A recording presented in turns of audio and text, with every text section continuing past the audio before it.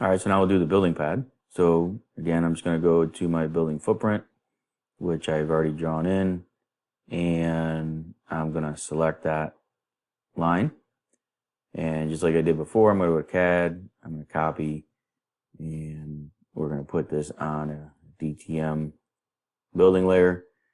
Again, I'm showing you each layer I create, but once you make this template, then you won't have to do this. You won't have to do this every single time. You just select the layer that you want it to go.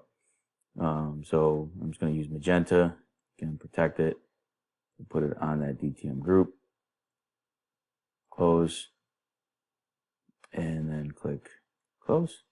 Oh, see, I made a mistake. So I'm just go to copy, and because I already made the layer, it should already be here. And I notice that I keep putting 3D on the end, and I don't need to because these are DTM, but I'm just going to click apply now, and instead of close, and then I'm going to go from 0, 0 to 0, 0. Go ahead and apply that, and close. Now I can turn off the stakeout building footprint, leaving my DTM footprint. Now you can see there's a contour line that runs around the edge. We could actually probably use that, but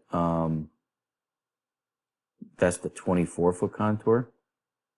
And you can see here that we come out a little bit in there. So if I turn on under layers, if I come in here and look at the building note, I have a finished floor at 24.5. So if I set this elevation here by going to data prep, change elevation, I'm going to just set it to an absolute elevation of 24.5. All right.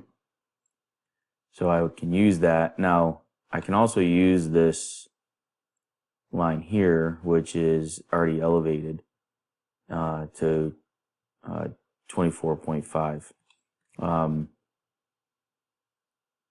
So there's so that's good because I got 24.45, I got 24.5. So I'm not going to use that contour line anyway. So I'm just using them, keeping these on to see where these elevations fall. And I'm only going to use certain ones in my surface anyways. So that looks pretty good on the building, and we'll work on these dumpster pad and this fuel island over here next.